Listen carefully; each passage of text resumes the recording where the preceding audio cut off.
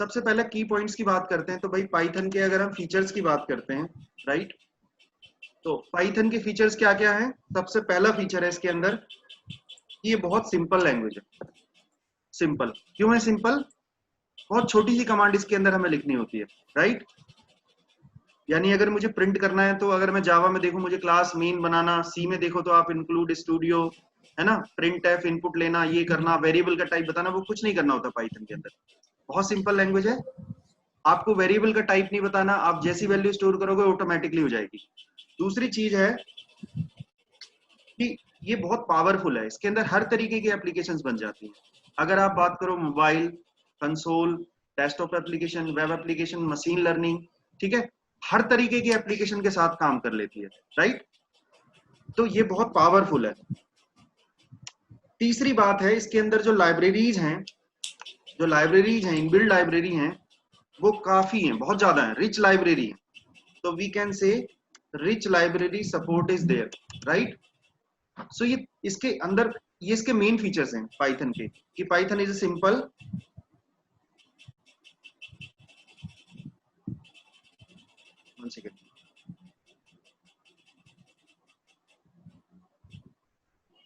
Right, Python is simple, Python is powerful, और Python के अंदर लाइब्रेरी सपोर्ट बहुत ज्यादा है। लाइब्रेरी सपोर्ट का मतलब है इनबिल्ड मॉड्यूल्स बहुत ज्यादा है इसके अंदर। तो मुझे कुछ भी काम करना है तो ऑटोमेटिकली बने हुए मॉड्यूल्स हैं, मुझे उनको कॉल करना है सिर्फ, मुझे सारा कोड लिखना नहीं है। अगर मुझे एक्सेल के साथ काम करना है तो बना हुआ कोड है सारा, समझ आ गया। मुझे छोटा सा बस उसको कॉल कैसे करना है ये सीखना है, राइट। सो वील सी किस तरीके से हम कोड लिखते हैं। तो अगर मुझे सिर्फ प्रिंट करना है तो मुझे यही कमांड लिखनी है, बस प्रिंट, राइट। और अगर मैंने सिर्फ इतनी कमांड लिख दी और मैंने चला दिया कोड, तो मेरी आउटपुट आ जाएगी बस। जावा में क्या होता है, जावा में मुझे बहुत सारी चीजें करनी पड़ती हैं। पहले क्लास बनाऊंगा, फिर इनपुट लेने के तरीके उसके अलग अलग हैं, बहुत सारे पैकेजेस मुझे इंपोर्ट करने पड़ते हैं। पाइथन के अंदर ऐसा कुछ भी नहीं है। अगर आपको सिर्फ एक कमांड लिखनी है तो आप एक कमांड चलाओ, एग्जीक्यूट करो प्रोग्राम को। किस कैटेगरी में आती है पाइथन की लैंग्वेज? पाइथन फंक्शनल प्रोग्रामिंग को भी सपोर्ट करती है, और पाइथन आपकी ऑब्जेक्ट ओरिएंटेड को भी सपोर्ट करती है। ऑब्जेक्ट ओरिएंटेड तो पाइथन किस कैटेगरी में आती है? It is a functional language, functional programming as well as object oriented, object oriented programming, दोनों फीचर्स को सपोर्ट करती है। अब ऑब्जेक्ट ओरिएंटेड को सपोर्ट करती है तो रीयूज हो जाता है इसका कोड। आप एक क्लास के अंदर बना के रख लो, उसको कॉल करना है तो आप ऑब्जेक्ट बनाओ, कॉल कर लो उसको, ठीक है। इसलिए लैंग्वेज ऑब्जेक्ट ओरिएंटेड को भी सपोर्ट करती है, यानी कि रीयूज भी हो जाती है, right. So we started what are features. Features is it is a simple language. It is very much powerful. हर तरीके की एप्लीकेशन बन जाती है। और चौथा फीचर मैं अगर इसमें और जोड़ दूं इसमें, तो चौथा फीचर ये है कि ये ना फ्री है। क्या है ये? फ्री। फ्री मतलब इन द सेंस, और ये ओपन सोर्स है। ओपन सोर्स है, आपको कोई लाइसेंस नहीं चाहिए। आप डॉटनेट करोगे, डॉटनेट के अंदर काम करोगे तो आपको लाइसेंस लेना पड़ेगा, राइट। लाइसेंस लेना पड़ेगा उसका, माइक्रोसॉफ्ट का लाइसेंस चाहिए आपको। अगर डॉटनेट का सॉफ्टवेयर आज आप यूज करोगे, एएसपी का सॉफ्टवेयर या सी शार्प का, तो आपको लाइसेंस लेना पड़ेगा। पाइथन के केस में ऐसा नहीं है। पाइथन के केस में क्या होगा, आपको कोई लाइसेंस नहीं लेना, लैंग्वेज ओपन सोर्स है, फ्री है, क्लियर। और सारी बनी बनाई इसके अंदर इनबिल्ड लाइब्रेरीज हैं। आपको एक्सेल के साथ काम करना है, 2 लाइन का कोड लिखा जाएगा। जावा में लिखोगे 2 पेज का कोड लिखा जाएगा। तो आप किसको करना पसंद करोगे, जिसके अंदर छोटा कोड हो या ज्यादा कोड हो? ऑब्वियस सी बात है जिसके अंदर आसान कोड हो। इसीलिए छोटे छोटे बच्चे स्टार्ट कर रहे हैं। अगर आप देखोगे तो 7th 8th क्लास के बच्चे भी मेरे साथ जुड़ रहे हैं, 6th 7th क्लास के बच्चे, और वो अच्छा खासा कोड लिख रहे हैं, जीओआई एप्लीकेशंस बना रहे हैं, मेलिंग के सर्वर्स बना रहे हैं, ठीक है, क्लाइंट चैट एप्लीकेशन बना रहे हैं, गेम बना रहे हैं, एआई के प्रोजेक्ट पे काम कर रहे हैं। क्यों? क्योंकि उतना मुश्किल नहीं है, इजीली आप कोड को मैनेज कर सकते हो, राइट। जो लोग नहीं जुड़ रहे हैं उनको अगर नहीं पता होगा तो मैं यूट्यूब पे भी सेशन लेता हूँ, and there are the free of cost sessions, जिसमें मैं बात करता हूँ कुछ ऐसे टॉपिक जो मैं अभी इसमें नहीं डिस्कस कर रहा, ये मैं वहाँ पे कवर नहीं करता हूँ। For example web designing, HTML, ये सारी चीजें मैं वहाँ पर, ये डेटाबेस, ये चीजें मैंने वहाँ पर डिस्कस करी हैं। तो आप उसमें देखोगे 1-2 सेशन है जिसमें मैंने एक छोटे 6th 7th क्लास के बच्चे के साथ पाइथन का इंटरेक्शन है मेरा। तो आपको देख के उससे लगेगा कि कितनी इन डेप्थ नॉलेज उसको है ऑलरेडी। स्कूल में आ चुका है, स्कूल के सिलेबस में आ चुका है। अगर आप देखोगे सीबीएसई ने इंक्लूड कर लिया। पहले हमारे पास सी, सी प्लस प्लस, जावा ये चीजें थी, but now CBSE has adopted the Python into their syllabus, right.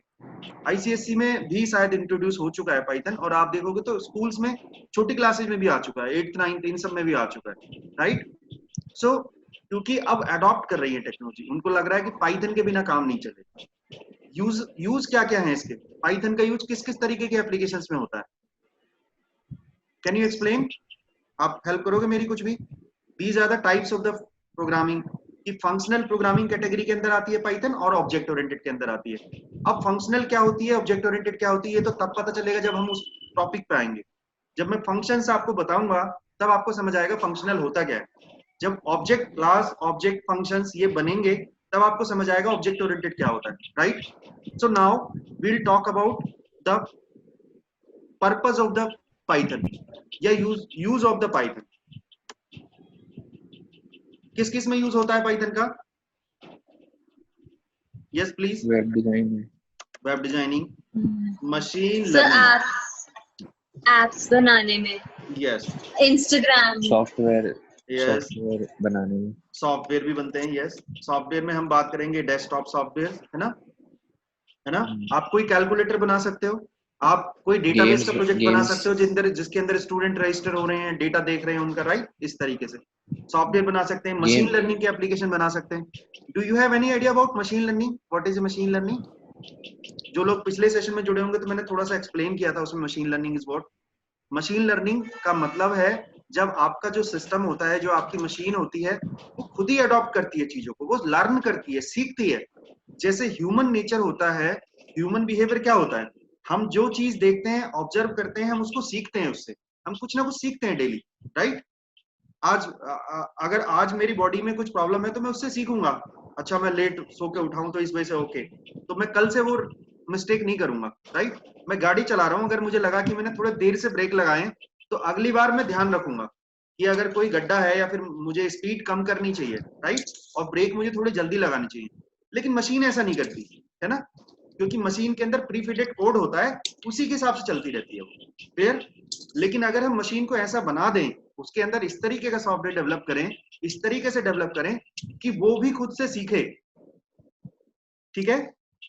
अभी हम कोड बनाते हैं, मान लो मैंने फैक्टोरियल का कोड बनाया, फैक्टोरियल के कोड में क्या हुआ, हमेशा वही चलेगा सेम, जो आंसर, जो इनपुट दी, जो आंसर दिया, जो इनपुट दी, जो आंसर दिया, जो इनपुट दी, उसके अकॉर्डिंग आंसर दिया, वो चेंज नहीं करेगा खुद को। लेकिन मैं चाहता हूं मैं उसके अंदर ऐसा कोड लिख दूं कि वो खुद को चेंज कर ले, उसको क्या बोलते हैं, मशीन लर्निंग, क्लियर। और जब ये मशीन इतनी पावरफुल हो जाती है कि ये खुद डिसीजन ले सकती है, तो हम उसको क्या बोल देते हैं, आप बताओगे कुछ? आप ही बता दो। Artificial intelligence, right. यानी उसके अंदर उस लर्निंग से, भाई हमारे अंदर इंटेलिजेंस होता है ना, हम कोई डिसीजन लेते हैं, अच्छा उसने ये बात बोली थी तो ओके, इसका ये मतलब होगा, समझ आ गया, क्लियर हो गया। तो ये हम इंटेलिजेंस है हमारे अंदर सेंस है, राइट। तो अगर मशीन को हम इतना लायक बना दें कि वो खुद से डिसीजन ले सके, उसके अंदर एक इंटेलिजेंस आ जाए, बट वो इंटेलिजेंस होगी तो आर्टिफिशियली, तो उसको बोलते हैं आर्टिफिशियल इंटेलिजेंस। तो मशीन लर्निंग जब स्मार्ट लेवल पे पहुंच जाती है, जहां उसके पास पूरी नॉलेज होती है, राइट, पूरी एक्यूरेसी होती है, पूरे डिसीजन वो ले सकती है, तब हम उसको बोलते हैं क्या, आर्टिफिशियल इंटेलिजेंस। तो artificial intelligence, you can say the first step of artificial intelligence is machine learning. हम उसको ऐसा सिस्टम को बना देते हैं कि वो लर्न करने लगता है खुद से। For example, driverless car, I have given already the example. Driverless car is the implementation of machine learning and artificial intelligence, जिसके अंदर हम एक जगह फीड करते हैं और गाड़ी अपने आप चलती है, उसमें कोई ड्राइवर नहीं होता, there is no driver, and the car runs automatically वो ड्राइव करती है, राइट। सो वो लर्न करती है, ठीक है, उसके अंदर एल्गोरिदम होता है, उस एल्गोरिदम से वो लर्न करती रहती है। फॉर एग्जाम्पल, वो देखेगी कि अच्छा ये गाड़ी मेरे पास से निकली है, बिल्कुल मेरे अंदर प्रोग्राम है कि मुझे 50 सेंटीमीटर दूर से निकलना चाहिए था, लेकिन ये 25 सेंटीमीटर निकली है, तो वो थोड़ा दूर हट के चलेगी अगली बार, राइट। तो ये सर सारी ये चीजें, टेक्नोलॉजी तो अभी सिर्फ टेस्ला में ही है ना? हैं? ये टेक्नोलॉजी तो सिर्फ अभी टेस्ला में है ना? हाँ अभी अभी और अभी लॉन्च कुछ जगह हो चुकी है, कुछ जगह नहीं हुई है, होनी है ना। तो ये मैंने एक एग्जांपल दिया, जस्ट ये मैंने जस्ट एग्जांपल दिया। अगर कुछ भी ऐसी मशीन है, कोई भी ऐसा कोड है, अब देखो इसको मैं ह्यूमन चैलेंज भी बोल रहा हूँ। आज हम डेवलपर हैं, हम कोड कर रहे हैं, कितनी सारी चीजें ऑटोमेट होने लगी, कितनी सारी चीजें ऑटोमेटिक होने लगी, लेकिन वो ऑटोमेटिक भी अभी तक जो है वो सेम प्रोसीजर पे चलती है। जैसे फॉर एग्जांपल मेट्रो के गेट्स हैं, है ना, they are automated but they are not learning, same procedure है उनके अंदर। अगर कोई भी प्रॉब्लम आएगी तो उनको ठीक करेंगे, राइट, बट वो ऑटोमेटिकली लर्न नहीं कर रही है। ऐसा नहीं कि कल कुछ और कर रहे थे वो गेट, आज खुद से ही कुछ और करने लगे, नहीं, उनके बिहेवियर में कोई चेंज नहीं हो रहा। अगर कोई मिस्टेक आई हमने ठीक कर दी, फिर वैसे ही काम करने लगी जैसे कर रहे थे। अगर हमें कुछ नया करना है तो हमें उनको अपडेट करना पड़ेगा, राइट, इज दिस राइट। लेकिन मशीन लर्निंग का मतलब ये नहीं है। मशीन लर्निंग का मतलब है हमने जब सॉफ्टवेयर लगाया था उसके बाद वो खुद से सीख चुका है बहुत कुछ, खुद से उसके अंदर एबिलिटी डेवलप हो गई। कैसे? क्योंकि वो खुद से सीख रहा है उस एनवायरमेंट से। क्लियर? तो ये सारी चीजें होती है मशीन लर्निंग से। इसी के बाद हम डीप लर्निंग की बात करते हैं, आर्टिफिशियल इंटेलिजेंस, रोबोटिक्स, ये सारी बातें हम करते हैं। But first step is machine learning. और मशीन लर्निंग के लिए पहला स्टेप क्या है? पाइथन, आर, और भी है लैंग्वेज, बट अगर आप देखो प्राइमरली कौन सी लैंग्वेज यूज होती है तो Python is one of the language. Python सबसे ज्यादा यूज होती है for machine learning. Clear? Any doubt? So machine learning का कितना यूज है आपको पता ही होगा। आर्टिफिशियल इंटेलिजेंस कितना बड़ा टॉपिक हो रहा है आजकल, है ना। उसके अलावा आप लोगों ने खुद कुछ नाम बताए थे, हम वेब डेवलपमेंट भी कर सकते हैं, राइट, गेम्स बना सकते हैं। गेम बना सकते हैं, बहुत बढ़िया, गेम बना सकते हैं, यस, गेम डेवलपमेंट कर सकते हैं। और कुछ, एक और एग्जांपल मैंने दिया था, डेटा साइंस और we can say data analytics. Do you have any idea data science? I already explained in the last session. जो लोग पिछले सेशन में जुड़े थे उनको पता है डेटा साइंस क्या बताया था मैंने। Data science is what and data analytics is what? obtaining important information from raw data. Right right right, that is a part of we can say data analytics. कि हमारे पास बहुत सारा डेटा पड़ा हुआ है, रॉ डेटा पड़ा हुआ है, उसको समराइज करके हम कुछ इंफॉर्मेशन बना पाए, कुछ इंफॉर्मेशन बना पाए, राइट, उसको बोलते हैं डेटा एनालिटिक्स। और उसी के ऊपर खूब सारी मैनिपुलेशन करना, फिल्टर लगाना, ये सारे काम करना, रॉ डेटा से कुछ चीजें बना देना, उसको बोलते हैं डेटा साइंस। सो उस डेटा को मैनेज करना पड़ेगा ना, मैनेज करना पड़ेगा, तो उस डेटा से हम बहुत कुछ निकाल सकते हैं। सोचो अभी गूगल पे सब कुछ पड़ा हुआ है, हमारे किसी काम का नहीं है, लेकिन कुछ लोग उसी डेटा से यूज करके बहुत सारा काम कर रहे हैं। क्लियर हो गया? तो डेटा साइंस ये भी बहुत हॉट टॉपिक है। गेम डेवलपमेंट हम कर सकते हैं, वेब डेवलपमेंट हम कर सकते हैं, सॉफ्टवेयर हम बना सकते हैं, मशीन लर्निंग हम कर सकते हैं। और कुछ? सर गेम, जैसे अगर हम गेम भी बना सकते हैं या वेबसाइट भी बना सकते हैं तो कितने बड़े लेवल की बना सकते हैं? कुछ भी, ठीक ठाक सी। There is no limit. आपको उस लेवल की नॉलेज होनी चाहिए, ठीक है। मोबाइल ऐप आप बना सकते हो, उसके बाद अच्छा। आप स्क्रैपिंग कर सकते हो। Do you have any idea what is scraping? आप बता, कौन बताएगा मुझे व्हाट इज स्क्रैपिंग? स्क्रैपिंग में भी एक इसका फर्दर एक टर्म है जिसको हम बोलते हैं वेब स्क्रैपिंग। इस तरह ये टर्म सुना है आप लोगों ने कभी? What is web scrapping?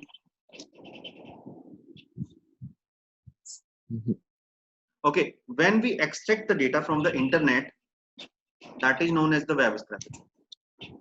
ठीक है। जैसे फॉर एग्जांपल मैं सर कोई वो क्या होता है? ऐसा प्रोग्राम बना लूं जहां पर मैं किसी वेबसाइट के सारे प्रोडक्ट उठा के अपनी एक्सेल सीट में ले आऊं। ये मैं एक एग्जांपल दे रहा हूं, क्लियर हो गया? तो मैं कोई उसको ऑटोमेट कर दूं। एक बंदा हो गया, वो कहता है अच्छा सारे प्रोडक्ट के ना रेट ले आओ। तो एक बंदा क्या करता है, वो जाता है साइट पे और उसका प्रोडक्ट का नाम लिखता है, कॉपी करता है, एक्सेल में डालता है, रेट लिखता है, फिर दूसरे प्रोडक्ट पे जाता है। एक बंदा क्या कहता है, छोड़ हटा इसको, मैं तो एक प्रोग्राम बना देता हूँ। क्लियर हो गया? मैं एक प्रोग्राम बना देता हूँ जो सारे रेट निकाल के एक्सेल सीट में डाल देगा। तो कौन सा आसान हुआ काम करना, जब एक एक प्रोडक्ट का हम लेके आएंगे या फिर प्रोग्राम ऑटोमेटिकली कर ले? प्रोग्राम ऑटोमेटिकली प्रोग्राम कर ले। क्योंकि वो रीयूज कर पाएगा। आज तो 50 प्रोडक्ट है, मैंने निकाल लिया डेटा, कल को 50,000 हो गए तो कैसे करूंगा, मुश्किल हो जाएगी ना। तो इसका मतलब जैसे स्क्रैपिंग है, इसका मतलब हो गया, इसको हम शॉर्ट में बोल सकते हैं क्या, ऑटोमेशन। ऑटोमेशन कर सकते हैं। ऑटोमेशन आसान है with the help of Python. Clear हो गया। तो ये थे भैया इसके फंक्शंस, फीचर्स या यूज, किस किस काम में आती है पाइथन, क्यों हम यूज करते हैं, because it is a simple, it is very much powerful, rich library support is there, free, no license needed, open source है। ओपन सोर्स का मतलब समझते हो, सबके लिए फ्री सोर्स कोड करा हुआ है। नए डेवलपर आएंगे, नया मॉड्यूल बनाएंगे, इसमें ऐड हो जाएगा। ये किसी बंदे का पेटेंट नहीं है। ऐसे नहीं है कि एक लैंग्वेज एक बंदे ने बनाई है, वो पेटेंट देगा, वो बेचेगा, उसके पास लाइसेंस, ऐसा नहीं है।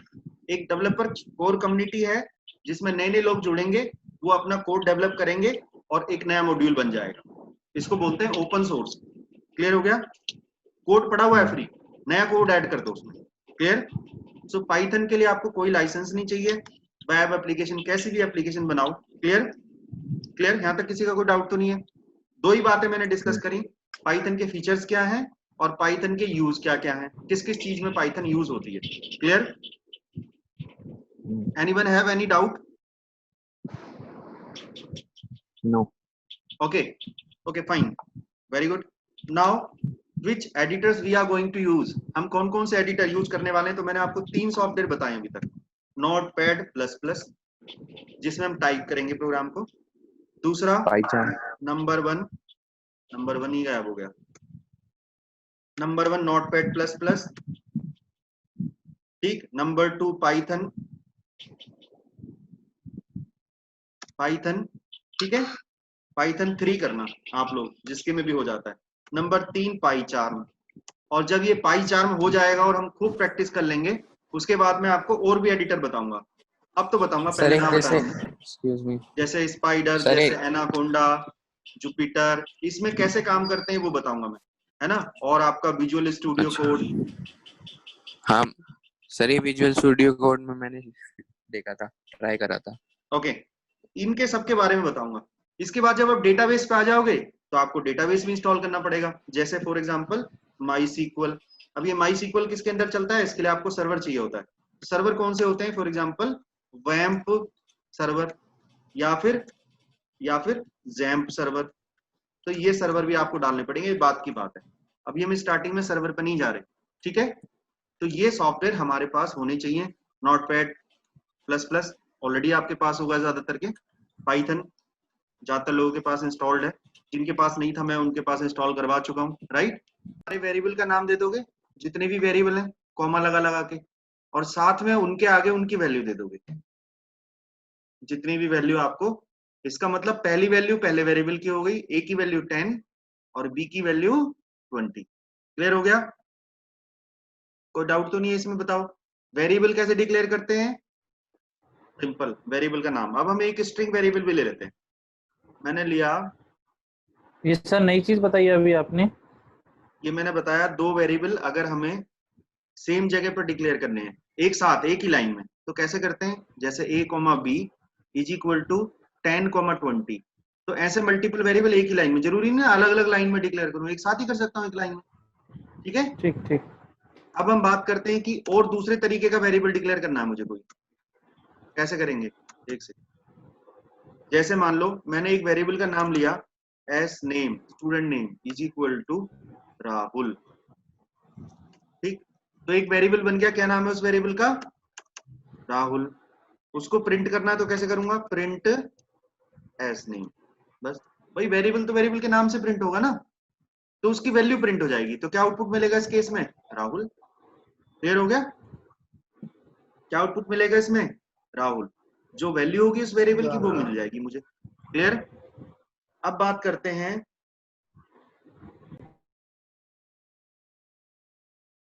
यहां तक ठीक है। अब बात करते हैं, क्या बात करें भैया।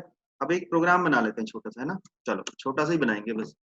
अब प्रोग्राम ये है कि मेरे पास क्या करना है, मुझे क्या करें भाई, चलो कुछ तो करते हैं। मैं यहाँ पर एक ले लेता हूँ,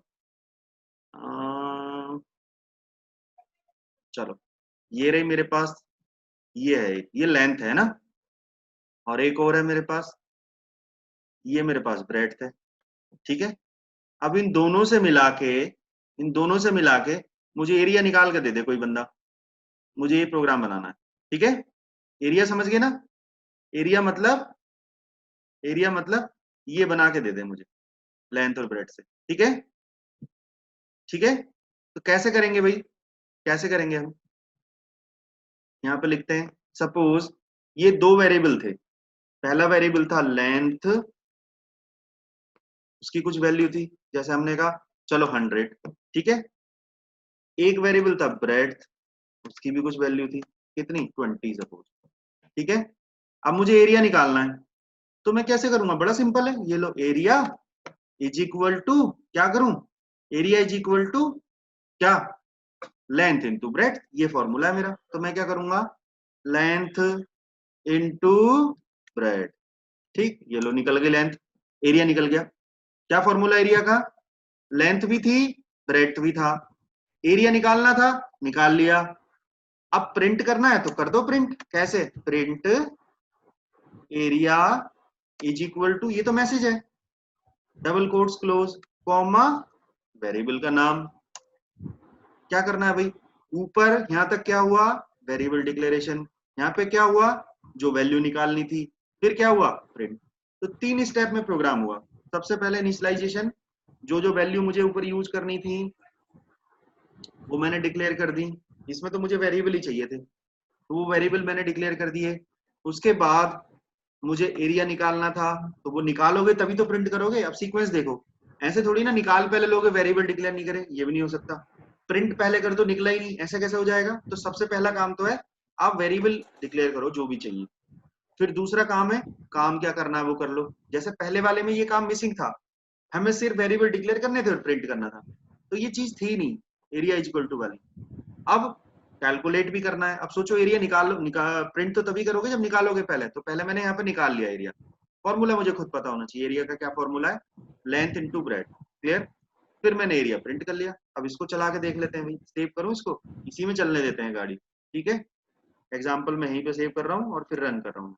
तो मैं क्या लिखूंगा, पाइथन एग्जाम्पल डॉट py, देखते हैं भाई कुछ गड़बड़ ना हो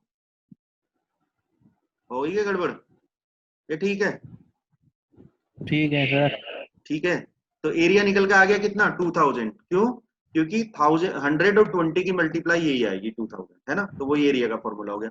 अब कोई बंदा मेरे से कहता है अच्छा पैरामीटर निकाल देना, तो पैरामीटर भी निकाल दूंगा, ले भाई एरिया निकाला था, ले पैरामीटर भी निकाल देता हूँ, वेरिएबल का नाम कुछ भी ले लिया, इज इक्वल टू क्या फॉर्मूला होता है पैरामीटर का, 2 इंटू और लेंथ और ब्रेड जोड़ दो, लेंथ प्लस ब्रेड, ठीक है, लेंथ और ब्रेड जोड़ के 2 से मल्टीप्लाई कर दो, ये फॉर्मूला होता है।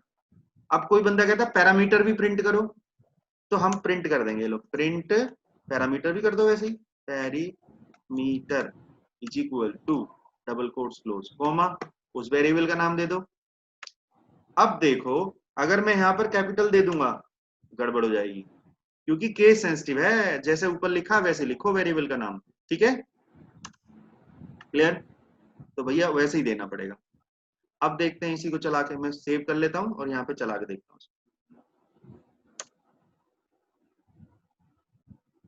आ गया, ऊपर एरिया निकल के आ गया, फिर पैरामीटर निकल के आ गया। क्लियर है, कोई डाउट, यस चिराग, कुछ पूछना है, नहीं सर, कुछ भी नहीं पूछना, ये अब पूछना तो है। ये नोटपैड में कैसे आप कर रहे हो, ये कैसे मतलब, पाइथन ही है ये। हाँ नोटपैड में आप कोई भी प्रोग्राम बना के सेव कर सकते हो, उसका एक्सटेंशन बदल जाएगा, फाइल का टाइप बदल जाएगा। अच्छा, तो हमें पाइथन डाउनलोड करने की जरूरत नहीं है। करनी पड़ेगी, अगर पाइथन डाउनलोड और इंस्टॉल नहीं होगी फिर नहीं चलेगी ये। फिर क्या करेगा वो, अगर पाइथन इंस्टॉल नहीं होगी तो वो जब ये पाइथन और यहाँ पे नाम लिखोगे ना, ओके मैं ये बोल रहा था कि अगर पाइथन इंस्टॉल नहीं होगा तो ये जो कमांड है यहाँ पर पाइथन लिखी हुई, इसी में एरर दे देगा, वो बोलेगा ये पाइथन कोई कमांड ही नहीं है, तो पहले पाइथन तो इंस्टॉल करना पड़ेगा तभी चलेगा, ठीक है। तो पहला स्टेप मैंने यही बताया था कि आपको पाइथन डाउनलोड करके इंस्टॉल करना है, अगर नहीं कर पाते तो मैं बताऊंगा, ठीक है, ओके।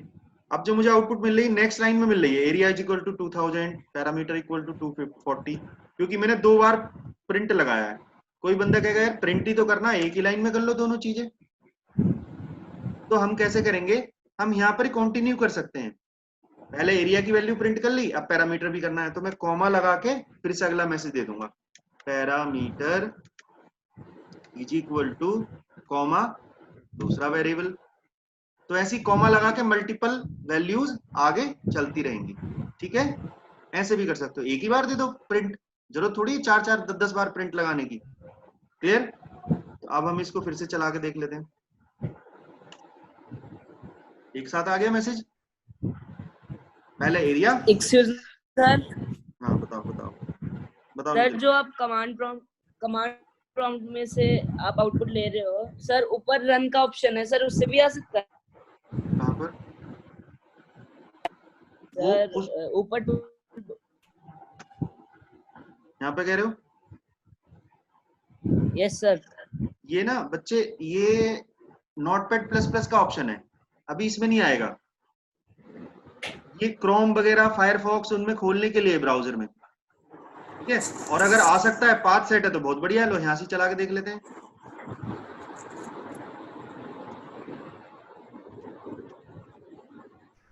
देख लेते हैं एक बार, अगर इसमें सेट कर रखा होगा मैंने तो आ जाएगा इसमें भी। प्रोग्राम ही सेट नहीं हो रहा। वैसे नोटपैड प्लस प्लस फंक्शन देता है कि काफी सारी चीजें यहाँ से डायरेक्टली रन कर लो। ठीक है, अगर हो जाता है तो वेल एंड गुड है। ठीक है, वैसे इसका एक कंसोल एडिटर भी आता है, उससे डायरेक्ट क्लिक करके ही रन हो जाता है, तो वो भी मैं डाल दूंगा अभी। ठीक है, कंसोल एडिटर होता है, यहीं पे क्लिक करके यहीं पे रन करो, हो जाता है रन। इसी तरीके का होता है वो नोटपैड की तरह से ही। ठीक है, बट हम उतना झमेला क्यों पालें, क्योंकि हमारे पास, हम लेटर ऑन इस पाइथन की जगह पर क्या करने वाले हैं, मैं पाई चार्म का सॉफ्टवेयर भी आपको दिखा देता हूँ एक झलक।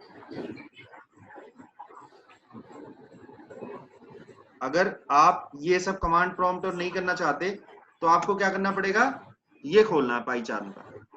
तो ये आप देखो चिराग, जब हम पाई चार्म इंस्टॉल कर लेंगे ना, तो हमें क्या करना है, हम पाई चार्म खोलेंगे, उसमें कमांड रन करना, टाइप करना, सब कुछ वहीं पे चलता है।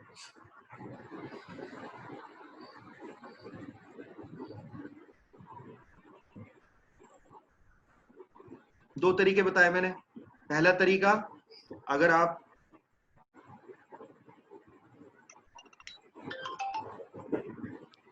जब आप ये फाइल बनाते हो और फिर कंसोल से उसको रन करते हो। दूसरा तरीका, जब आप एडिटर खोलते हो।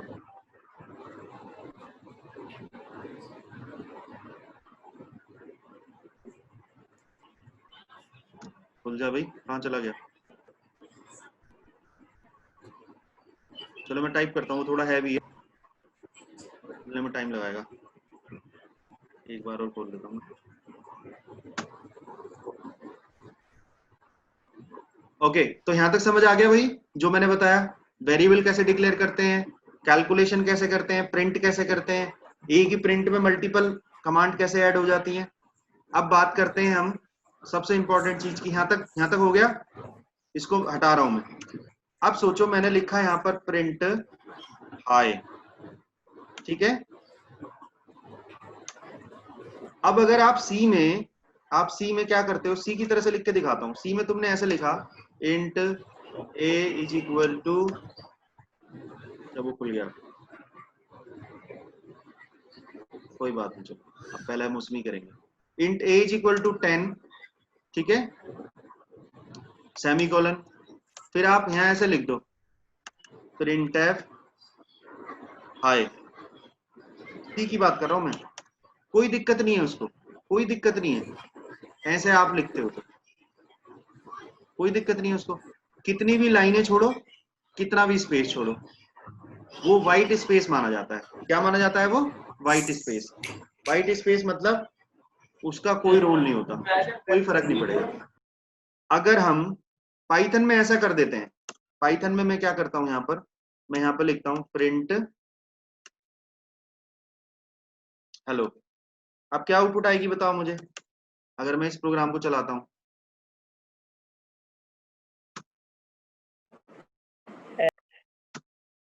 हाँ जी,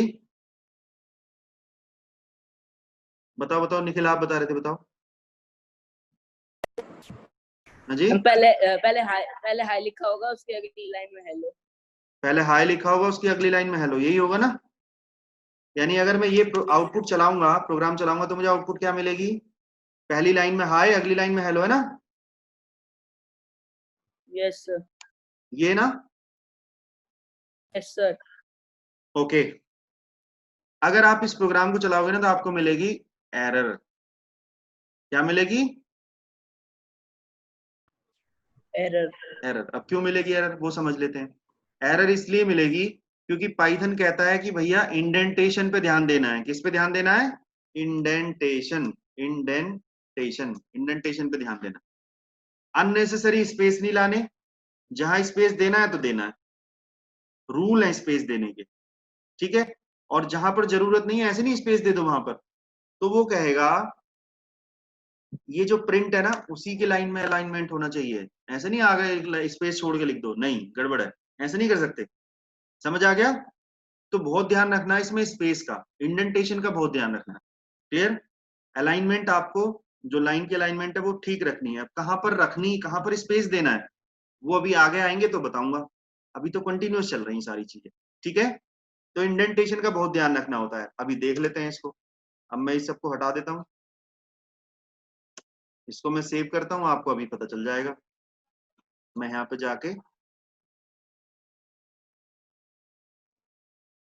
कमांड चला देता हूँ।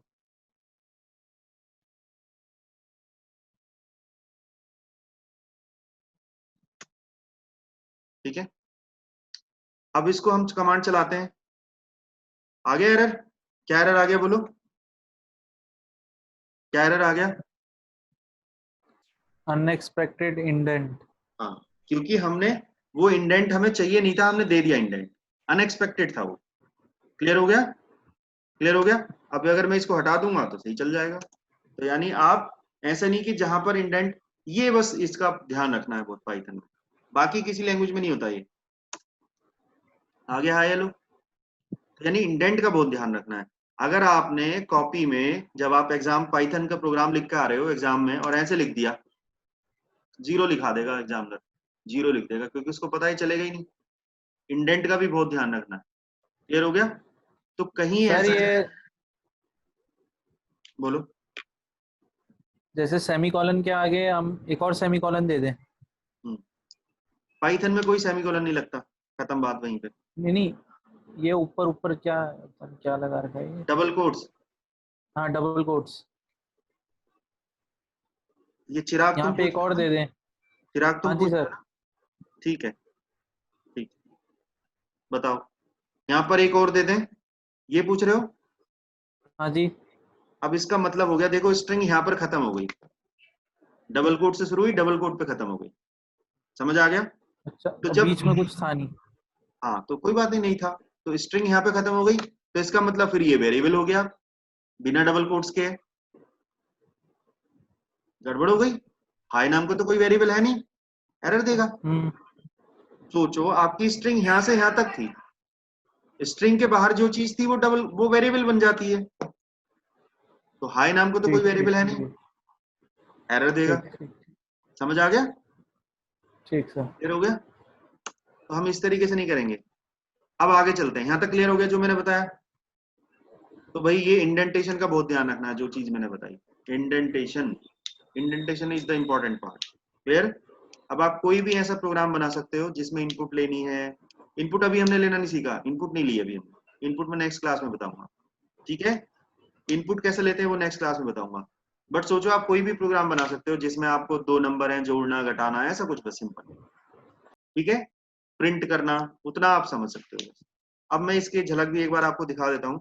यही प्रोग्राम देखो, जब आपको इसमें चलाना होता है तो एक नई फाइल बनाई, यहाँ से नई बना लेते हैं, यहाँ पे राइट क्लिक करके न्यू, यहाँ पे बना लेते हैं पाइथन फाइल, ठीक है? तो ये फाइल बन जाती है ऐसे, जैसे हम यहाँ, और यहाँ पे कोड लिखना शुरू कर दो, ये लो प्रिंट, लिखा गया कोड, वही लिख दिया मैंने।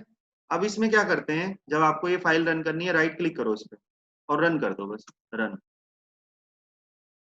ये नीचे आ गया आउटपुट, ठीक है, तो इसमें बस ऐसे चलाना है।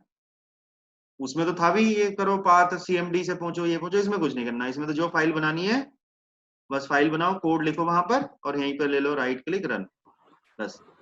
तो ये तो इंस्टॉल सर कर लो। स्टार्टिंग से हम इसी सॉफ्टवेयर पे काम करें तो सही रहेगा ना?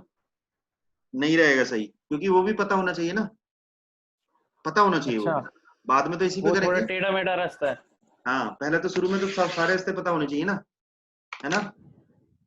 ठीक पहले है। सोचो क्रिकेट में बाद में तो बैटिंग ही करेंगे, लेकिन पहले सब चीजें करवाई जाएंगी, थोड़ी बॉलिंग भी, फील्डिंग भी करवाई जाएगी ना, तो तभी पता चलेगा सारी चीजों की बारीकियां। तो ऐसे ही सोचो, उसका भी हमें पता करना है, हमें दूसरे एडिटर भी ट्राई करने हैं, हमें कई सारी चीजें प्रैक्टिस करनी है। समझ आ गया? तो आज वाला जो सेशन है मैं यहीं पे वाइंड अप कर रहा हूँ अभी। और जो ये सॉफ्टवेयर बनेगा आपको बाद में, इन सारे वीडियोस की रिकॉर्डिंग आपको मिल जाएगी सॉफ्टवेयर के अंदर। जो भी मैं सेशन ले रहा हूँ ये सारे रिकॉर्डेड रहेंगे, सॉफ्टवेयर में मिलेंगे आपको। क्लियर? जिससे मैं उसमें टाइपिंग कर पाऊँ कुछ भी। अब मैंने इसके अंदर एक इंपॉर्टेंट चीज बताई थी, कौन रिपीट करेगा मुझे प्लीज रेस्पॉन्ड। किस तरीके से बताया था मैंने? कोई इंपॉर्टेंट चीज लास्ट में बताई थी कि भाई इसमें बहुत ध्यान रखना है ये चीज का। क्या बताया था बताइए चिराग, कैन यू एक्सप्लेन? सर वो .py कुछ समथिंग ऐसे कुछ बताया ओके था ओके ओके सेव करते वक्त। भाई द ये डबल कोट। अच्छा ठीक है। एक तो मैंने बताया था फाइल का नाम जब भी रखोगे डबल कोट्स में रखोगे, है ना। और आप नाम किस तरीके रखोगे? फाइल का कुछ भी नाम दे दिया, जैसे फॉर एग्जांपल अभी दिया था मैंने वेलकम, और एक्सटेंशन रखोगे .py, है ना। दूसरी चीज मैंने एक और इम्पोर्टेंट बताई थी, बहुत इंपॉर्टेंट चीज बताई थी, और बार बार मैंने बोला भी था उसको। बताइए। डबल कोट्स, वो तो सही डबल कोट्स में रखना है। डबल कोट्स के अलावा भी कुछ बताया था? अगर आपने ध्यान होता तो आप बताते भी, है ना। मैंने बताया था एक इंडेंटेशन, बताया था इंडेंटेशन। इंडेंटेशन, गैप नहीं होना चाहिए। हाँ, तो सी में क्या करते हैं हम? सी में जिन लोगों को मैंने बताया था, फिर से रिपीट कर रहा हूँ। सी में अगर हम इस तरीके से कोड लिखते हैं printf i, ठीक, और हम इस तरीके से कोड लिख देते हैं,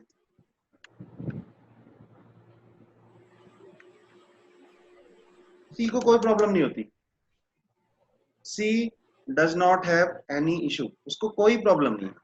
आप 4 लाइन का गैप दो, आप स्पेस चाहे कितना भी दो, उसको कोई प्रॉब्लम नहीं है। This all is about white space. White space means it doesn't affect the programming, the working of the programming, right? Program की वर्किंग पे कोई इंपैक्ट नहीं पड़ेगा, आप किसी भी तरीके से स्पेस दो। क्लियर? अब हम बात करते हैं पाइथन में। तो पाइथन में अगर हम प्रिंट से करवाते हैं, और यहां पर भी मैंने लिख दिया प्रिंट। क्लियर? अब अगर पाइथन में चलाओगे तो भैया ये आउटपुट आपको हाय हेलो नहीं मिलने वाली। क्या आउटपुट आनी चाहिए मेरी? Hi hello. एक्सपेक्टेड तो यही आउटपुट किस तरीके से आना चाहिए, बट ऐसे आएगा नहीं। आउटपुट क्या मिलेगी हमें? क्या बताया था मैंने, बताओ चिराग? एरर। एरर बताया था, क्योंकि वो क्या बोलेगा, मैंने चला के भी दिखाया था, वो बोलेगा इस वाली लाइन में क्या है, इस वाली लाइन में, यस प्लीज रेस्पॉन्ड, इस वाली लाइन में क्या बोलेगा वो? इस वाली लाइन में क्या बोलेगा वो? इस वाली लाइन में बोलेगा वो अनएक्सपेक्टेड इंडेंट। क्या बोलेगा? Unexpected indent. ठीक है, क्या बोलेगा? अनएक्सपेक्टेड इंडेंट, राइट, इस वाली लाइन में, क्योंकि आपको स्पेस नहीं देना था, आपने दे दिया। तो ये नहीं कि कहीं भी लिख दो, कोई फर्क नहीं है, नहीं, आपको इंडेंटेशन का बहुत ध्यान रखना है। पाइथन के अंदर आपको इंडेंटेशन का ध्यान रखना है। क्लियर हो गया? क्या बताया मैंने? पाइथन के अंदर आपको इंडेंटेशन का बहुत ध्यान रखना है। क्लियर? इंडेंटेशन बहुत कंपलसरी है। अनएक्सपेक्टेड इंडेंटेशन आप नहीं दे सकते। जहां आपको इंडेंटेशन देनी है वहां आपको देनी पड़ेगी। कहां पर देनी पड़ेगी? अभी तक तो हम वहां तक पहुंचेंगे। क्लियर? उसके बाद मैंने आपको कमांड बताई थी, अभी तक एक ही बताई, प्रिंट, एक ही कमांड बताई, प्रिंट। उसके अलावा दूसरा बताया था मैंने वेरिएबल कैसे डिक्लेयर करते हैं, बता दिया था वेरिएबल कैसे डिक्लेयर करते हैं। कौन मेरी हेल्प करेगा? वेरिएबल डिक्लेयर कैसे करते हैं इस चीज में, कैसे बताया था मैंने? मैं इसको मिटा देता हूँ। Yes please respond. किस तरीके से हम वेरिएबल डिक्लेयर करते हैं बताइए, बताओ किस तरीके से वेरिएबल डिक्लेयर करते हैं? अगर मुझे कोई वेरिएबल का नाम दे देते, इक्वल टू डाल के उसकी वैल्यू। यस, जैसे मुझे सपोज मुझे लेना है प्राइस इक्वल टू 5.5, तो एक वेरिएबल बन गया, क्या नाम है उसका? प्राइस। उसकी वैल्यू कितनी इनिशियलाइज हो गई? 5.5। Clear clear. अब मैंने दे दिया एक और वेरिएबल क्वांटिटी, है ना, क्वांटिटी इज इक्वल टू दे दिया 10। तो दो वेरिएबल डिक्लेयर हो गए, price equal to 5.5 and quantity equal to 10। अब मुझे निकालना है सपोज टोटल अमाउंट, तो मैं कैसे निकाल सकता हूं, देखो टोटल अमाउंट, है ना, इज इक्वल टू कैसे निकल जाएगा, प्राइस इनटू क्वांटिटी। ठीक है, प्राइस इनटू क्वांटिटी, निकल गई दोनों की वैल्यू, दोनों की वैल्यू मल्टीप्लाई होकर किस में आ जाएगी, टोटल अमाउंट में। अब इस टोटल अमाउंट को प्रिंट करवा लेते हैं। ठीक है, मेरे पास टोटल यूनिट्स थी 10, एक यूनिट का प्राइस है 5.5, तो टोटल का कितना हो जाएगा वो अभी हम मल्टीप्लाई करके निकाल लेते हैं। तो हम प्रिंट कर लेते हैं टोटल की value, print the amount for total units is, जो मैसेज लिखते हैं वो डबल कोट्स में लिखते हैं एज इट इज, कॉमा लगा के टोटल अमाउंट वेरिएबल वो हम बाहर लिखते हैं, है ना, यही बताया था मैंने। दूसरी चीज मैंने बताई थी, मेरे सिस्टम पे जो है पाइथन 2 इंस्टॉल है, तो आपको ये जो ब्रैकेट है ये दिखाई देगी। आप जब 3 चलाओगे आप ऐसे ही टाइप करोगे आपको नहीं दिखाई देगा। ठीक है, तो मेरे वाले पे ब्रैकेट दिखाई देगी, ब्रैकेट के साथ आउटपुट दिखाई देगा, यानी आपका आउटपुट में यहाँ से यहाँ तक का दिखाई देगा, कोई बात नहीं, आपके में नहीं दिखाई देगा, आप पाइथन 3 डालो। क्लियर। अब इसको हम सेव कर लेते हैं। ठीक है, उसी फाइल के अंदर काम कर रहे हैं example.py में। तो अब इस प्रोग्राम को रन करने के लिए क्या करना पड़ेगा आपको सबसे पहले cmd चलाना है। कमांड एक बार याद रख लो, क्या कमांड चलानी है सबसे पहले, पाइथन तक जाने के लिए cmd।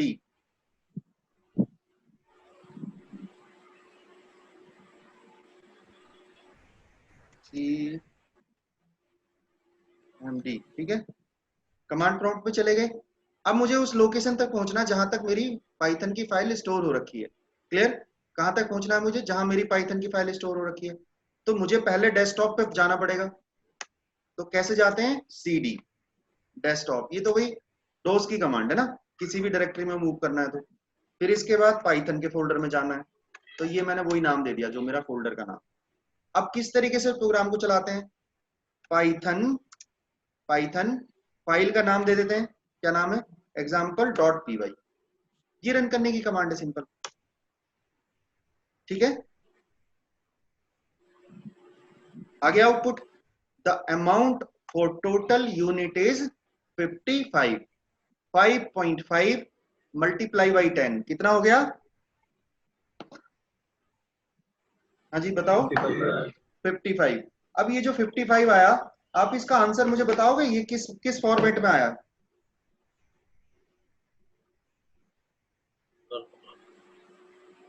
ये जो मुझे आंसर दिख रहा है 55, ये किस फॉर्मेट में है, दिस इज व्हाट, फ्लोट में, फ्लोट है ये, यस परफेक्ट, फ्लोट है ये। ठीक है, क्या है ये, फ्लोट। इसका मतलब हमें यहां से एक बात पता चली, ये क्या था फिर, इंटीजर, और ये क्या था ऊपर वाला, फ्लोट था। तो इससे एक बात हमें पता चल गई, क्या बात पता चल गई भी, हमें ये बात पता चल गई कि अगर हम ना इंटीजर और फ्लोट दो का मल्टीप्लाई कराएंगे तो आंसर क्या मिलेगा हमें, फ्लोट मिलेगा। ठीक है, अगर हम इंट और इंट इनका ऑपरेशन करेंगे तो आंसर क्या मिलेगा, ठीक, अगर हम इंट और किसका, नहीं सॉरी, फ्लोट और फ्लोट का करेंगे तो क्या मिलेगा, फ्लोट ही मिलेगा। ठीक है, लेकिन अगर हम इंट और फ्लोट का भी करेंगे तो भी फ्लोट मिल जाएगा। क्लियर, क्लियर हो गया। और अगर हम दो स्ट्रिंग और स्ट्रिंग का करेंगे तो, अगर मान लो प्लस कर रहे हैं दो स्ट्रिंग को प्लस कर रहे हैं तो क्या मिलेगा, दोनों स्ट्रिंग क्या हो जाएंगी, कॉन्कैटिनेट हो जाएंगी। ठीक है, सर ये फ्लोट मतलब डेसिमल में, हाँ फ्लोट मतलब डेसिमल, यस। ठीक है, तो डेसिमल वैल्यूज का, आप दो डेसिमल वैल्यूज हैं तो तीसरी भी क्या मिलेगी, जो आंसर बन के आएगा डेसिमल ही, और एक डेसिमल है एक बिना डेसिमल के, तो आपको डेसिमल में मिलेगा आंसर। ठीक है, अगर दोनों बिना डेसिमल के हैं तो फिर बिना डेसिमल के मिलेगा, इंट में मिलेगा। क्लियर है, क्लियर है, ये सारे कन्वर्जन बताऊंगा मैं भी, पहले यहां तक समझ आ गया, प्रोग्राम कैसे बनाते हैं स्ट्रक्चर पता चल गया। तो ये दो तीन चीजें मैंने बेसिक बताई थी। क्या बताया था मैंने बताया था जब भी आप प्रोग्राम टाइप करोगे आपको सबसे पहले वेरिएबल अगर यूज करने हैं तो वो डिक्लेयर करने पड़ेंगे। क्या करना पड़ेगा, वेरिएबल यूज करने से पहले डिक्लेयर करने पड़ेंगे। पाइथन का प्रोग्राम आप तभी चला पाओगे जब पहले आपके सिस्टम पे पाइथन इंस्टॉल हो, है ना, तभी तो चला पाओगे। क्लियर हो गया? तो अगर आपको कोई भी प्रोग्राम बनाना है तो आप सीधे बनाना शुरू कर दो, लेकिन अगर आपको वेरिएबल का यूज करना है तो वेरिएबल ऑब्वियस सी बात है डिक्लेयर करने पड़ेंगे पहले, ठीक है, तभी तो यूज कर पाओगे। क्लियर हो गया? लेकिन ऐसा नहीं है कि मैं बिना वेरिएबल डिक्लेयर करे कोई प्रोग्राम ही नहीं बना सकता। हो सकता है मुझे कोई वैल्यू स्टोर नहीं करनी, कोई मल्टीप्लाई नहीं करना, कोई डिवाइड नहीं करना, कुछ नहीं करना, सिर्फ प्रिंट करना है, तो प्रिंट की कमांड दे दूंगा, कहाँ जरूरत पड़ेगी वेरिएबल की, ठीक है। तो ऐसा कोई जरूरी नहीं है कि वेरिएबल डिक्लेयर करने ही करने हैं, वो मेरी चॉइस पे डिपेंड करता है, मेरी रिक्वायरमेंट पे डिपेंड करता है। क्लियर? और ऐसा भी हो सकता है कि मैं प्रिंट ना करूं, हो सकता है मैं प्रिंट ना करूं। क्लियर हो गया? यहां तक किसी का कोई डाउट तो नहीं है? पहले मुझसे पूछ लो, वेरिएबल कैसे डिक्लेयर करते हैं, कैलकुलेशंस कैसे करते हैं, मैसेज कैसे प्रिंट करते हैं जैसे मैंने अभी करा, उस वेरिएबल की वैल्यू प्रिंट कैसे करते हैं वो भी मैंने बता दिया। आपको इसमें कोई परसेंटेज डी परसेंटेज एफ कुछ नहीं देना, जो मैसेज देना है वो दे दो और कॉमा लगा के वेरिएबल का नाम लिख दो, और यही मैसेज आपका कंटिन्यू होता रहेगा। आगे और मैसेज देना है तू भाग यहाँ से, तो यहाँ पर क्या करो फिर से, अरे यार क्या है, चलो पहले यहाँ से क्या करो, यहाँ पर कॉमा लगा दो और फिर आगे मैसेज कंटिन्यू कर दो, फिर वेरिएबल लेकर आना है, फिर कॉमा लगा दो, फिर वेरिएबल का नाम दे दो। मान लो एक और वेरिएबल 30, तो क्या करेगा वो, पहले ये वाला मैसेज आएगा, फिर इसकी वैल्यू आएगी, फिर यहाँ पर जो मैसेज है वो आ जाएगा, फिर उसकी वैल्यू आ जाएगी। क्लियर हो गया? क्लियर हो गया? तो आप एक दो बार अभी करोगे एग्जाम्पल तो आपको समझ आएगा पहले। क्लियर? Please respond. यहाँ तक कोई डाउट है किसी का? है तो पूछो अभी। पूछो पूछो पूछो। Yes yes yes, come on पूछो। ये सर ये डबल कोट्स हम तो अगर किसी चीज को डिस्प्ले करना है तब डबल कोट्स डालते हैं ना। Double quotes means whenever we are trying to display the output as it is, as a message. मतलब कंसोल पे अगर आइदर डबल कोट और सिंगल कोट कुछ भी दे सकते हो आप, राइट? तो फर्दर हमें वेरिएबल उसमें ऐड करना है, सेम प्रिंट। सोचो अगर मुझे सिर्फ मैसेज ही लिखना होता, जैसे मुझे लिखना वेलकम टू फरीदाबाद, तो मैं as it is double quotes में लिख दूंगा, लेकिन मुझे फरीदाबाद किसी वेरिएबल के अंदर स्टोर कर रखा है, उसकी वैल्यू प्रिंट करनी है, जिससे मैं वेरिएबल की वैल्यू कल को फरीदाबाद की जगह दिल्ली कर दूं तो अपने आप ही मैसेज बदल जाएगा, वेलकम टू दिल्ली हो जाएगा। तो मुझे वेलकम टू तो एज इट इज है, तो वो मैसेज में लिखना है डबल कोट्स में, कॉमा उस वेरिएबल का नाम लिख दो, तो वो कोड में नहीं लिखा जाएगा, वो बाहर लिखा जाएगा वेरिएबल का नाम, ठीक है? हाँ। जैसे फॉर एग्जांपल एक मैसेज और सिंपल सा बता देता हूँ मैं। जैसे मैंने लिखा, अगर मुझे लिखना था वेलकम टू फरीदाबाद, तो मैं क्या लिख सकता हूँ, प्रिंट वेलकम टू फरीदाबाद, ठीक है? अब सपोज मैं ये चाहता हूँ, ये जो फरीदाबाद है ना, ये स्टैटिक क्यों रख रहे हो, इसको एक वेरिएबल में स्टोर करा लो। तो मैं क्या कर सकता था, इसको मैं एक वेरिएबल में रख लेता हूँ, city is equal to Faridabad, ठीक है? और यहाँ पर मैं क्या लिख देता, वेलकम टू और कॉमा लगा के सिटी। अब समझ आ गया? पहले मैंने सिटी की वैल्यू एक वेरिएबल में डाली, फिर मैंने जो एज इट इज मैसेज रखना था वो एज इट इज रखा, और कॉमा लगा के जिसकी वैल्यू प्रिंट करनी थी, क्योंकि मुझे सिटी प्रिंट नहीं करना, मुझे सिटी की वैल्यू प्रिंट करनी है, इसीलिए मैंने उसको डबल कोट्स के बाहर लिख दिया। क्लियर हो गया? अब देखो इससे फायदा क्या होगा, अब इससे फायदा ये होगा, इस वेरिएबल की वैल्यू जैसे ही मैंने बदली, ये मैसेज अपने आप बदल जाएगा। अगर मैंने यहाँ पे दिल्ली कर दिया, अब ये मैसेज क्या देगा मुझे, आउटपुट वेलकम टू दिल्ली, ठीक है? तो सोचो अगर कोई बंदा इस मैसेज को इस वेरिएबल की वैल्यू बदलता रहे बस, तो नीचे के मैसेज अपने आप बदलते रहेंगे। पहले क्या करना पड़ता मुझे, पहले यहीं जाके मैसेज में जाके चेंज करना पड़ता। क्लियर हो गया? तो सर जैसे आपने दिल्ली इन्वर्टेड कॉमास में लिखा है, हाँ, दिल्ली इन्वर्टेड कॉमा में जब स्टोर करा तब लिखा है, बताओ। नहीं इसका city equals to inverted comma start, हाँ फिर दिल्ली, फिर इन्वर्टेड कॉमा क्लोज, हाँ, यस यस, फिर नीचे प्रिंट वेलकम टू और इन्वर्टेड कॉमा क्लोज के बाद कॉमा लगा के सिटी है। तो इसको प्रिंट करेंगे तो welcome to inverted commas Delhi आएगा या वेलकम टू सिर्फ दिल्ली आएगा? वेलकम टू दिल्ली आएगा। अभी तो मैंने ये बताया था, जब भी हम डबल कोट्स में जो भी प्रिंट करते हैं ना, वो एज इट इज प्रिंट हो जाता है, डबल कोट्स के साथ नहीं। इसका मतलब डबल कोट्स के अंदर जो चीज लिखी हुई है ना, इसको तो मानेगा वो मैसेज। तो इसको क्या करेगा वो, यहाँ पे देखो क्या करेगा, यही पहले तो ये लिखेगा वेलकम टू, फिर वो देखेगा अच्छा मैसेज तो यहाँ पे खत्म हो गया, तो ये क्या है अगला वाला, ये वेरिएबल है, तो इस वेरिएबल की वैल्यू प्रिंट करेगा। वैल्यू क्या थी, दिल्ली, डबल कोट्स में दिल्ली नहीं, डबल कोट्स ये डिनोट कर रहा है कि वो स्ट्रिंग है, समझ गए? वैल्यू डबल कोट्स में दिल्ली नहीं है, वैल्यू दिल्ली है। इंटीजर में ये इंटीजर में डबल कोट देने की जरूरत नहीं है, बिल्कुल बिल्कुल बिल्कुल। अगर ये सपोज ऐसा होता, ये ऐसा होता एज इक्वल टू 25, ठीक है, और मुझे अपनी एज प्रिंट करानी होती, तो मैं क्या कर देता, सिंपल, मैं क्या कर देता, मैं लिखता प्रिंट माई एज एज, ये तो मेरा मैसेज हो गया, कॉमा एज, ये लो, तो क्या आउटपुट आता, माई एज एज 25, ठीक है। अब एक बंदा कहता नहीं मेरे को ये नहीं चाहिए, मेरे को ऐसे चाहिए, माई एज इज 25 ईयर्स, समझ आ गया? आप ध्यान से समझो। तो क्या करेगा वो, इसका मतलब इसके आगे वो ईयर्स और लगाना चाहता है। इसका मतलब क्या हुआ, मेरा बात यहाँ पे खत्म नहीं हुई, मुझे इसके आगे ईयर्स भी चाहिए। तो भाई ईयर्स कोई वेरिएबल तो है नहीं, तो मुझे एज इट इज लिखना है, तो मैं क्या करूंगा, कॉमा लगा के, हाँ ये लो, समझ आ गया? ठीक है, तो वो क्या करेगा, ये वाली आउटपुट दे देगा मुझे 25। क्लियर हो गया जो मैंने बताया? ओके, क्लियर हो गया? चिराग पूछ रहे थे, चिराग आप पूछ रहे थे ना? हाँ जी सर। क्लियर है, कोई डाउट तो नहीं है? नहीं सर, बाकी अब प्रैक्टिस करेंगे तभी आएगा। बिल्कुल, तो प्रैक्टिस करोगे तभी आएगा, ऑब्वियस सी बात है।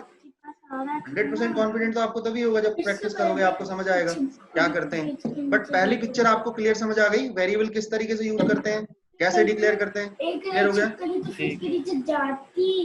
Is this okay? स्ट्रिंग का मतलब वर्ड्स, हाँ जी, स्ट्रिंग का मतलब वर्ड्स होते हैं, स्ट्रिंग का मतलब कॉम्बिनेशन ऑफ द कैरेक्टर्स और डिजिट, उसके अंदर कुछ भी आ सकता है, special symbol, everything is a character. आप उसको ऐसा नहीं, आप डबल कोट्स में नहीं, आप सिंगल कोट में भी डाल सकते हो, ठीक है, आप सिंगल कोट भी यूज कर सकते हो डबल कोट की जगह, कोई सा भी करो, कोई दिक्कत नहीं है, ठीक है, आइदर सिंगल कोट और डबल कोट। क्लियर? लेकिन सर वही है ना, सिंगल कोट में अगर ऐसे लिखेंगे जैसे वो apostrophe s वाला होता है, लिख देता हूँ, मैं ऐसे लिख जाती है। देता हूँ। अब बताओ क्या बोल रहे हो? हाँ बताओ, ये लिख दिया मैंने, अरे यार अगर हाँ अब बताओ, ऐसे भी लिख name सकता हूँ, equals to, बोलो बोलो। हाँ ठीक है लिख सकते हो। अब मैं इसको ये लिख दूंगा तो क्या आउटपुट देगा मुझे, आदेश मिल जाएगी मुझे आउटपुट, नेम की वैल्यू कर देगा, ठीक है, नेम की वैल्यू। अब एक बात याद रखो, अगर मैंने ऐसे लिख दिया इसको तो क्या देगा ये, इसकी आउटपुट क्या आएगी फिर? अब बताओ, नेम ही आ जाएगी, क्योंकि मैंने क्या बोल दिया उसको, एज इट इज लिख दे, ठीक है।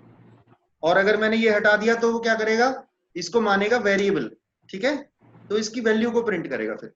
अब सोचो मैंने यहाँ पर लिख दिया ये, अब क्या देगा इसकी आउटपुट यहाँ पर, अब बताओ, आदेश। ध्यान से देखो, जैसा वेरिएबल अलग हो गया, नेम वन हो गया, नहीं प्रिंट करेगा, एरर आएगा, एरर इसमें देगा वो एरर, वो कहेगा इस नाम का तो वेरिएबल ही नहीं है कोई, है ना, क्योंकि मैंने बताया था आपको कि वेरिएबल यूज करने से पहले आपको उस वेरिएबल को डिक्लेयर करना कंपलसरी होता है, आप उस वेरिएबल को डिक्लेयर करोगे ही करोगे। क्लियर हो गया? पहले वो वेरिएबल डिक्लेयर करोगे तभी आप उस वेरिएबल को यूज कर पाओ। क्लियर? कोई डाउट तो नहीं है? तो इस केस में वो एरर दे देगा क्योंकि उस नाम का वेरिएबल डिक्लेयर्ड ही नहीं है। क्लियर? आगे चलें? अब हम बात करते हैं, यहां तक क्लियर है? हाँ जी, यस सर। ओके, अब यहां से आगे चलते हैं। अब बात आती है, बड़ी इंपॉर्टेंट सी बात आती है, वेरिएबल हमने डिक्लेयर कर लिए, ठीक है, उन वेरिएबल का यूज हमने कर लिया, उनके साथ ऑपरेशन हमने कर लिया, ठीक है। अब हम बात करते हैं कि हम पाइथन के प्रोग्राम में इनपुट कैसे लेते हैं। किसकी बात कर रहे हैं हम? इनपुट कैसे लेते हैं। अभी तक मैंने क्या करा, n = 10 था तो वहीं पे इनिशियलाइज कर दिया।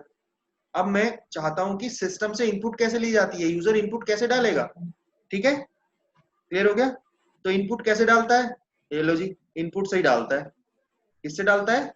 इनपुट से ही डालता है। इनपुट कमांड है उसके अंदर, पाइथन के अंदर कमांड है इनपुट, ठीक है। और हम इनपुट देते हुए यूजर को कुछ मैसेज भी देना चाहते हैं, तो हम कैसे दे सकते हैं? जैसे मैंने लिखा एंटर योर नेम, तो अगर मैं इतना लिख दूंगा तो एक इनपुट के लिए आ जाएगा मेरे पास कर्सर, यानी अब वो मेरे से इनपुट मांगेगा। ठीक है, अब ये इनपुट मैं किसी वेरिएबल में भी चाहूंगा लेना, तो मैं यहाँ पर एक वेरिएबल भी बना लेता हूं, यानी जो यूजर इनपुट डालेगा वो इनपुट किस में चली जाएगी? नेम वाले वेरिएबल। ठीक है, क्लियर हो गया? नेम वेरिएबल में चली जाएगी इनपुट। तो इनपुट लेने के लिए क्या क्या कमांड है पाइथन में? इनपुट।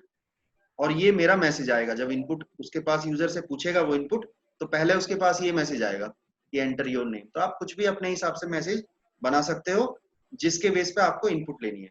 अब इसको एक बार देख लो तभी बेटर समझ आएगा। फिर मैं इस वेरिएबल का यूज करना चाहता हूँ, जैसे मैं चाहता हूँ कि बस मुझे तो अभी प्रिंट करना है। ठीक है, your name is comma name, ये तो हम पहले ही कर चुके थे, लेकिन पहले नेम मैंने हार्ड कोड कर दिया था, फिक्स कर दिया था, तो जो नेम में डाल रहा था वही प्रिंट हो जा रहा था जो मैंने यहाँ पे स्टोर कर रखा था।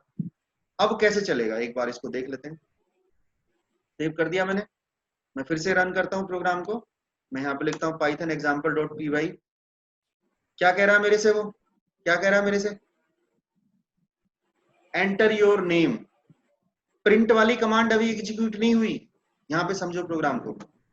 सबसे पहले ये मैसेज देके वो रुक गया, एंटर करो भाई। सी में हम स्कैनफ से लेते हैं, ठीक है, जावा में किसी और तरीके से लेते हैं, इसमें कैसे लेते हैं हम?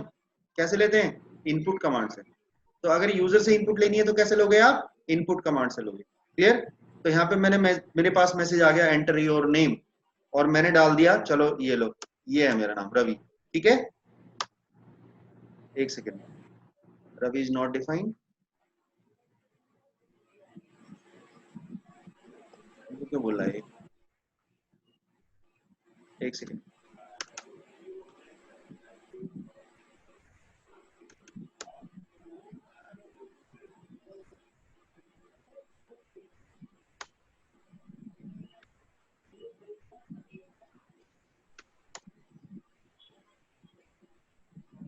वेरिएबल में क्यों एरर दे रहा भाई? इनपुट सर एक बार नेम के बाद स्पेस लगा कर देखो। नहीं, एक सेकेंड, स्पेस की दिक्कत नहीं है।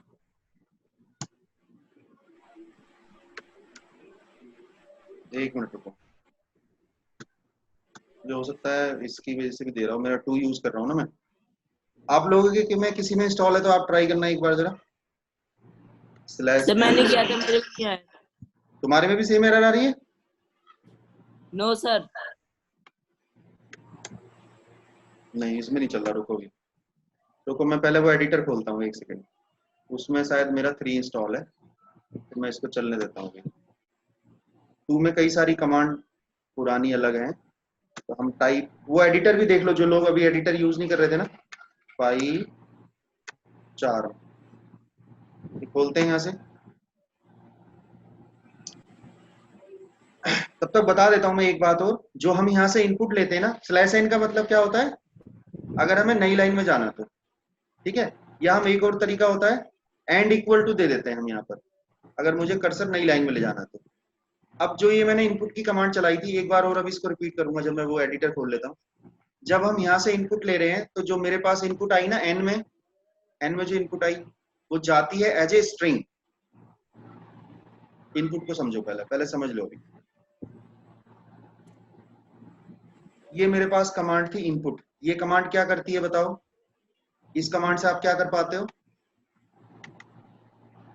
बताओ, इस कमांड से क्या कर पाते हो? यूजर से इनपुट, इस कमांड से यूजर से इनपुट आती है, ठीक है, और यूजर से इनपुट आके किसी वेरिएबल में चली जाती है।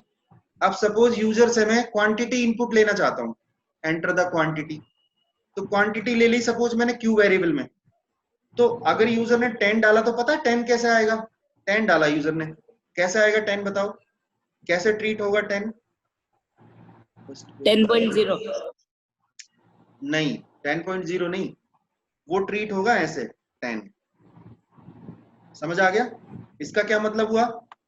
चिराग तुम बताओ इसका क्या मतलब हुआ? अभी तुमने पूछा था इस 10 का क्या मतलब? इस मैंने बोला अभी हम यूजर से कह रहे हैं कि एंटर द क्वांटिटी, यूजर ने डाला 10, तो वो तो डालना ठीक चाह रहा है है। नंबर, वो तो डालना चाह रहा है नंबर, लेकिन हमने जो वेरिएबल में लिया हमारे पास वो ऐसे स्टोर होगा। तो क्या मतलब है इसका, ठीक है क्या मतलब है इसका?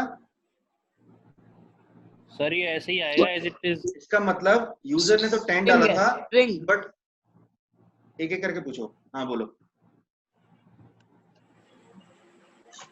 बोलो बोलो, कौन पूछ रहा है बताओ? तुम पूछ रहे हो? बताओ चिराग, तुम पूछ रहे हो या फिर वो पूछ रहा है, क्या नाम है? सर निखिल पूछ रहा है। निखिल, हाँ निखिल बताओ। सर मैं पूछ नहीं रहा था, मैं कह रहा था कि उसने इंटीजर वैल्यू डाली और स्ट्रिंग में सेव किया। हाँ, अगर वो इंटीजर वैल्यू भी डालेगा तो भी वो स्ट्रिंग की तरह से ही ट्रीट होगी बाय डिफॉल्ट, ठीक है। अगर उसने राम लिखा तो भी स्ट्रिंग मानेगा, अगर उसने 10 लिखा तो भी उसको स्ट्रिंग मानेगा, 10। समझ आ गया? तो यानी नेम लिखा था तो टेक्स्ट में होगा, तो वो जाएगा ही स्ट्रिंग में, लेकिन अगर उसने 10 दिया होगा, जैसे हम क्वांटिटी ले रहे थे इस केस में, तो भी वो एज ए स्ट्रिंग ही जाएगा। श्वेता, आपको समझ आया जो मैंने बताया? सर थोड़ा सा कंफ्यूज हो गई। अच्छा, कंफ्यूज हो गए। देखो, जब हम यूजर से इनपुट लेते हैं तो यूजर जो एंट्री देगा, हमें जो इनपुट देगा, वो एज ए टेक्स्ट ही मानी जाएगी। अब इस जैसे एग्जांपल जावा में होता है, जावा में हम हर चीज जावा में जैसे करते हैं, हर Yes. चीज स्ट्रिंग से ही इनपुट होता है ना। अब इसका एग्जांपल, मैं एक एग्जांपल समझा देता हूँ, फिर आपको बेटर समझ आ जाएगा। एक सेकंड, इस एग्जांपल को ऐसे समझ लेते हैं। मैंने यूजर से प्रोग्राम बनाया कि मैं उससे यूजर से 2 नंबर लेना चाहता हूँ और दोनों नंबर का सम करना चाहता हूँ, है ना? समझ रहे हो ना मैं क्या कह रहा हूँ? तो मैं क्या करूंगा, देखो, मैं कहूंगा लो ये रहा एक n1 वेरिएबल, इसमें इनपुट कैसे लेते हैं? इनपुट कमांड से। मैसेज कैसे देते हैं? ऐसे देते हैं, लो एंटर फर्स्ट नंबर, है ना? तो इससे पहला नंबर जो डालेगा वो किस में आ जाएगा? n1 में आ जाएगा। भैया एक नंबर और ले लो, n2 इज इक्वल टू, फिर ले लो input enter the second number, ठीक है। तो क्या होगा, तो क्या होगा, दूसरा नंबर n2 में आ जाएगा, जो दूसरा नंबर डाला, ठीक है। अब हम इन दोनों नंबर को जोड़ देते हैं, n is equal to n1 plus n2, है ना? दोनों जोड़ दिए। चिराग, पहले दो नंबर लिए हमने इनपुट में, पहला और दूसरा, 2 नंबर डाले यूजर ने, एक आ गया n1 में, एक आ गया n2 में, हमने दोनों का सम कर दिया, n1 प्लस n2, है ना? फिर हमने दोनों का सम करके n में स्टोर कर लिया और n को हम प्रिंट कर देते हैं। तो प्रिंट कैसे करते हैं? प्रिंट, जो भी मुझे मैसेज देना, मैसेज भी दे सकता हूँ, डायरेक्ट भी कर सकता हूँ ऐसे प्रिंट। यहाँ पर क्या प्रिंट हुआ? सिर्फ n की वैल्यू प्रिंट हो जाएगी, ठीक है। तो अगर अब प्रोग्राम कैसे रन होगा, देखो, जब हम इसे रन करेंगे तो क्या होगा, पहले वो हमसे क्या कहेगा, एंटर फर्स्ट नंबर, मैंने डाल दिया 10, वो कहेगा एंटर सेकेंड नंबर, ठीक है, मैंने डाल दिया 20, तो आंसर क्या आएगा बताओ, क्या आंसर आएगा? तो बताओ। 30। हाँ जी, 30 आएगा ना? 30 नहीं, 30 नहीं आएगा, ठीक है। एरर आएगी। अभी मैंने क्या बताया था कि बाय डिफॉल्ट क्या मानता है वो उनको? स्ट्रिंग। स्ट्रिंग। तो इसका मतलब हमने तो 10 डाला था, लेकिन वो उसे क्या समझेगा? वो उसे ऐसे समझेगा, अच्छा ये लो, ये दिया तुमने मुझे, ठीक है। नीचे वाले को भी क्या समझेगा? ये दिया मुझे तुमने मुझे, ठीक है। तो n, सोचो ऐसे बन गया प्रोग्राम, ऐसे बन गया प्रोग्राम, n1 में आ गया ये और n2 में आ गया ये। अब बताओ, दोनों को अगर प्लस करना हो तो क्या आएगा? n में हम दोनों का प्लस कर रहे हैं, तो बताओ क्या आएगा? 10 प्लस 20। 10 प्लस 20 नहीं, एरर। एरर भी नहीं। अभी तो मैंने बताया था कॉन्केटिनेट हो जाती हैं दोनों वैल्यू, आपने खुद ही बोला था। कॉन्केटिनेट का मतलब है दोनों वैल्यू इकट्ठी लेके जाती हैं, ठीक है। अगर स्ट्रिंग है तो स्ट्रिंग बनी हमारी वैल्यू यहाँ पर, है ना? स्ट्रिंग बन गई, ठीक है। तो जब स्ट्रिंग थी और दोनों के बीच में मैंने प्लस लगाया तो क्या हो गया? दोनों की वैल्यू इकट्ठी लिखी गई। तो जो मैं चाह रहा था कि 10 और 20 मिलके 30 हो जाए, वो नहीं हुआ, बल्कि क्या हो गया? एक साथ लिखा गया, ठीक है। क्योंकि ऐसे ही मेरा स्ट्रिंग के केस में होता, अगर मैं कहता enter your first name, enter your last name, और दोनों के बीच में प्लस लगा देता, तो फर्स्ट नेम और लास्ट नेम इकट्ठे हो जाते। क्लियर हो गया? स्ट्रिंग एक साथ कॉन्केटिनेट होती है अगर उनके बीच में आप प्लस लगा दो तो। क्लियर हो गया? तो हमने तो नंबर डाले थे, लेकिन बाय डिफॉल्ट इनपुट की प्रॉपर्टी ये है, वो क्या लेता है? वो जो भी आप इनपुट डालोगे उसको स्ट्रिंग मान के चलता है। समझ आ गया? अब हम तो कह रहे थे अरे ये 10 स्ट्रिंग की तरह से मत मान भाई डबल कोट्स में, मैंने नंबर डाला है, क्या डाला मैंने, नंबर डाला, इसको नंबर की तरह से ट्रीट कर। तो मुझे क्या करना पड़ेगा उस केस के लिए, जिसको भी मुझे स्ट्रिंग को नंबर बनाना है तो मैं उसे पूरे को ब्रैकेट में लिख देता हूँ। यहाँ से लेकर यहाँ तक मेरे पास पूरी वैल्यू थी ना, ये जो भी यूजर डालेगा वो n में जा रही थी ना, तो मैं इस पूरे को ब्रैकेट के अंदर बंद करके इससे पहले क्या लिख देता हूँ, इंट। इंट लिख दिया, इसका मतलब ये वैल्यू अब स्ट्रिंग की तरह से ट्रीट नहीं होगी, अब किसकी तरह से ट्रीट होगी, ये किसकी तरह से ट्रीट होगी, इंटीजर की तरह से। तो कैसे करते हैं, यहाँ पर लिख देते हैं हम इंट। तो अब जो यूजर पहली इनपुट देगा और वो n1 में जाएगी तो वो क्या बन के जाएगी, इंटीजर। ऐसी दूसरी वैल्यू देगा वो क्या बन के जाएगी, इंटीजर। अब अगर यूजर ने 10 20 डाला तो कैसे जाएगा वो, एक नंबर की तरह से। यहाँ से कैसे जाएगा, एक नंबर की तरह से। और फिर अगर इसका सम भी करोगे, हम करेंगे मान लो n1 प्लस n2, तो क्या बन जाएगा वो, 10 प्लस 20 कितना हो जाएगा, 30। अरे भाई 10 सर एक बार रियल एग्जांपल दे दो। अच्छा उसमें पाईचार्म में। बिल्कुल बिल्कुल बिल्कुल, वो तो मैं चलाऊंगा ही। चलो उसमें चलते हैं। कहाँ गया भाई, इसका टाइमर भी देखने के बाद दोबारा से भेजना पड़ेगा मेरे को। चलो कोई नहीं, यहाँ पर हम कैसे करते हैं देखो, पहले इनपुट कैसे लेते हैं वो समझा देता हूँ। इनपुट कैसे लेते हैं, मान लो मैंने ले लिया a variable equal to input enter first number, ठीक है, ये कमांड थी मेरी। तो मेरे पास इनपुट का मैसेज आएगा और जो मैं इनपुट में डालूंगा वो किस में चला जाएगा, ए में चला जाएगा। अब मैं इसकी वैल्यू को प्रिंट कराना चाहता हूँ, ठीक है, तो मैं कैसे, अभी जस्ट प्रिंट करा रहा हूँ जो पहला नंबर डाल रहा है यूजर, तो मैं कैसे कराऊंगा, प्रिंट द नंबर इज, जो भी मेरा मैसेज है ये तो, कॉमा ए, ठीक है। अब इसको चलाते हैं प्रोग्राम को, कैसे चलाएंगे, राइट क्लिक किया मैंने,